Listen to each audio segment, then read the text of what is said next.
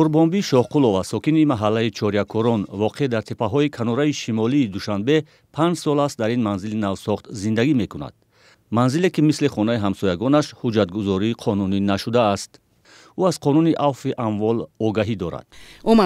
Се нафар омадастан кумитаи замин омадан бо меоян гуфта будастан ки бо меоем барои интизори амвоем ки хай биёян мо ҳамин дар комитора қонунӣ кунем.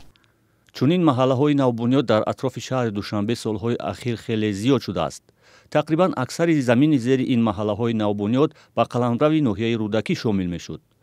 Ориф Хоҷазода, раиси кумитаи замин ва геодезӣ, дар нишасти ахири хабарии ниҳодаш гуфта буд, ки махсусан дар ноҳияи Рӯдакӣ маҳаллаҳое ҳаст, ки 15-20 сол қабл бунёд шудаанд, аммо ҳуҷҷаташон қонунӣ нест. дар кадом асос ҳамин сохтмон ки дигоги як ҳуҷҷати ки қалбаки аз дигар аст буроди нишон медиҳад. гуфти ман ин ҳуҷҷата ман ба додам ҳамин деки ки ка дастамона ҳамаш ба ҷавобгарӣ кашида шудааст. мо имрӯз ҳамина меомӯзем кадом ҳолатое ки бартараф каранда кор ҳатман ба бартараф мекунем. агар ин хел моним зиёд шуда рафтан мегирад пеши роҳи ина гифтан накор дар дории қонун ҳамина корбарӣ кардан омода кор. ба гуфтаи Ориф Хоҷазода, манзилҳое ки зери хати сурх бунёд шудаанд мавриди омӯзиш қарор дода хулосаро ба ҳукумати Тоҷикистон пешниҳод хоҳанд кард. зери хати сурх чарогоҳҳо, заминҳои обӣ ва заминҳои барои сохтмони бино номуносиб шомил мешаванд. қонуни афви амвол барои расмӣ кардани манзилҳои ғайриқонунӣ шартҳои муайянро пешбинӣ кардааст.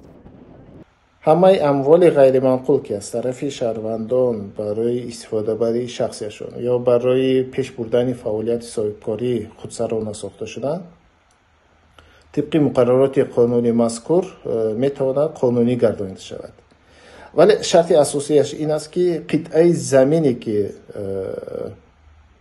дар он ҷо ин биноҳо сохта шуданд бояд тибқи тартиби пешбинӣ намудаи қонунгузории ҷумҳурии Тоҷикистон ба онҳо вобаста карда шуданд.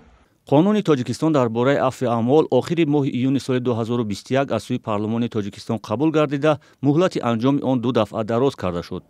то анҷоми муҳлати навбатӣ 4 моҳи дигар боқӣ мондааст. масъулин ҳадаф аз қабули ин тарҳро фароҳам овардани шароити мусоид барои ҷалби сармояи шаҳрвандон ба иқтисоди миллӣ, таъмини шаффофият, коҳиш додани ҳиссаи иқтисоди пинҳонӣ, бозгардонии дороиҳо ва маблағҳои шаҳрвандони Тоҷикистон ба иқтисоди миллӣ, фаъол намудани сармоягузорӣ барои рушди соҳибкорӣ унвон намуданд. бино ба иттилои расмӣ дар 2 соли ахир бо истифода аз ин қонун 4 миллиард сомонӣ дороӣ қонунӣ гардонида шудааст.